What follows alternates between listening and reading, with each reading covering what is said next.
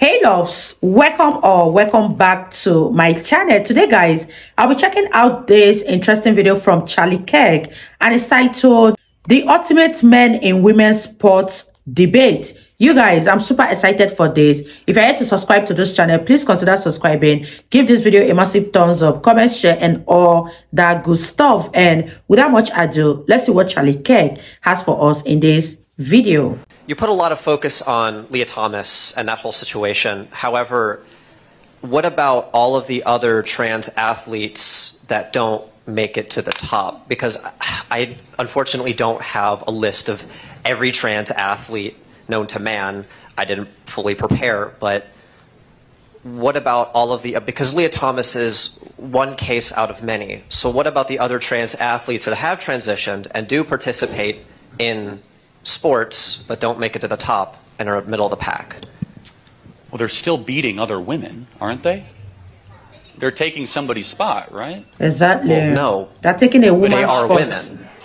Okay, they have transitioned. So let's ask a question. So thank you for being here and the courage for talking. First of all, what is a woman? Let's start there. Well, as she said, anyone who identifies as such, and traditionally it would be gender dysphoria. That is a legitimate medical condition.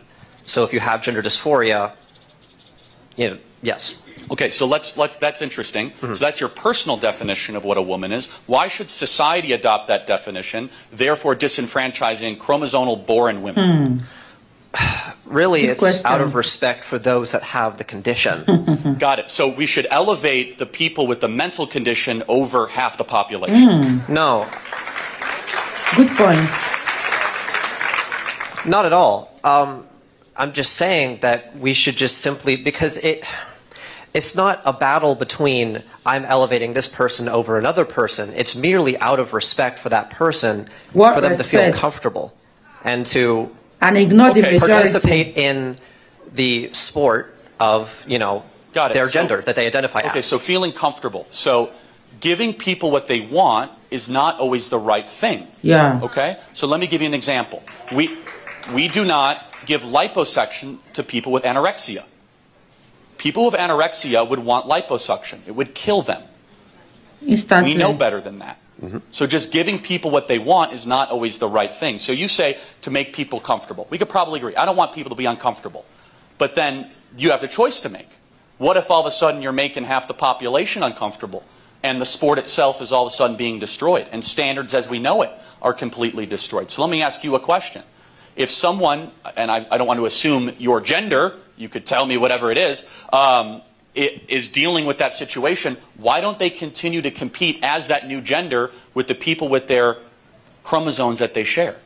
Yeah. Because they don't identify as such. And I actually, I'm really glad you brought up the example with the, I'm sorry, could I like steer the conversation back towards Well, what sort you of. said about comfort? But let me ask you another question. So how people identify matters a lot to you, right? Yes, Correct? of course. Okay. So should we allow adults who identify as toddlers compete in preschool soccer? Good question. Exactly. Yeah. No. Why? Why? They identify as a child. Why? We want them to be comfortable. No, because that's not a legitimate mental. It that's not a absolutely legitimate is. No. That's a real thing. Having people Yeah. think that they're in a different body is a real thing. People think that they're dogs. People think that they're cats. And some people think they're children still. They never grow out of it. It's a legitimate mental condition. So shouldn't we accommodate fully grown 50-year-old men who want to play t-ball? Well, no, because they require a different treatment plan. And this is what I wanted to steer back to. Really? Yes, Okay. I wanted to steer back towards what we talked about with comfort. It is shown, and this is legitimate, those who transition and are treated as the gender that they identify as mentally improve unbelievably, and it is absolutely true. So I hate to break it to you. They're more likely to commit suicide. There's a huge community called Transition Regret. Why, you guys? No matter how many times this gender topic is being discussed, one thing is for sure: anyone that has a gender dysphoria is obviously having a mental problem.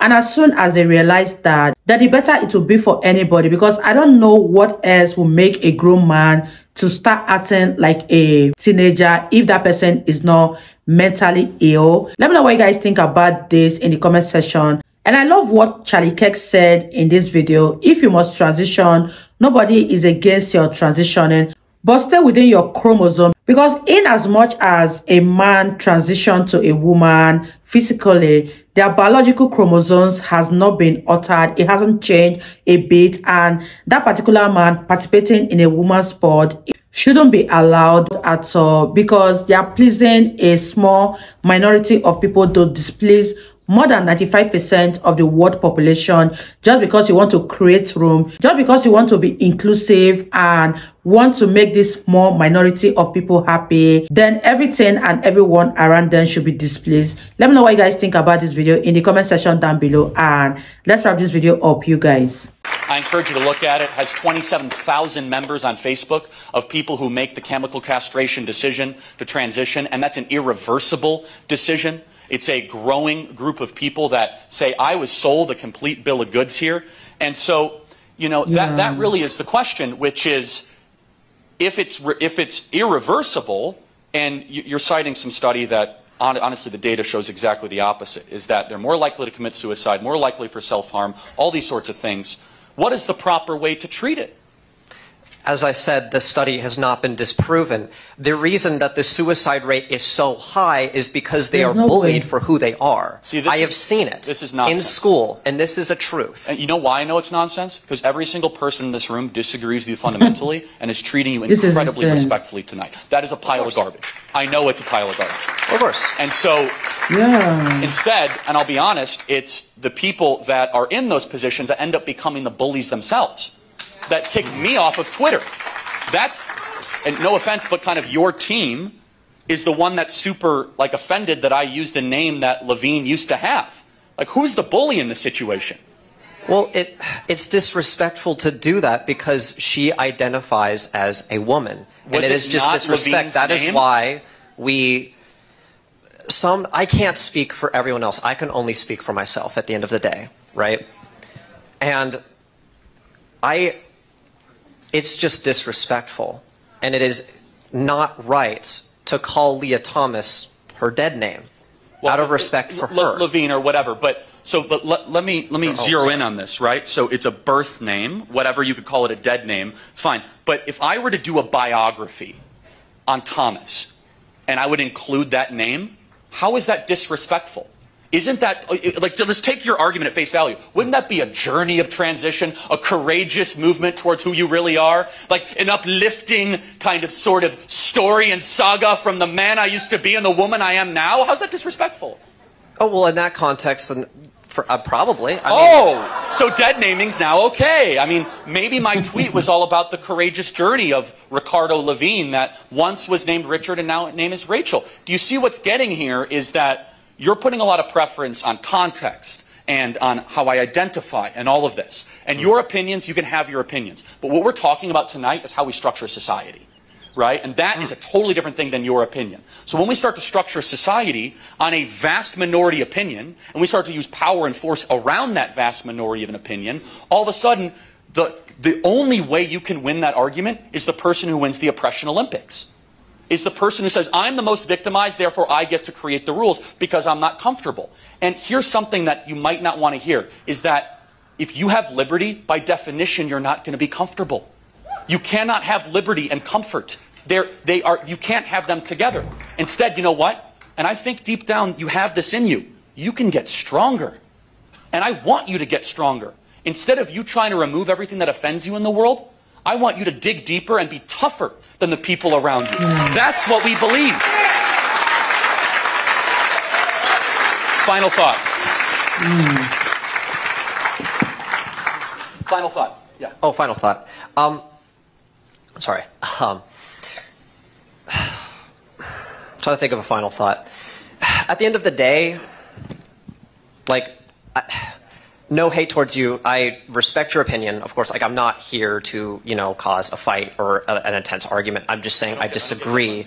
And there is no oppression Olympics. All that, we want is simply just recognition and respect. That's really it.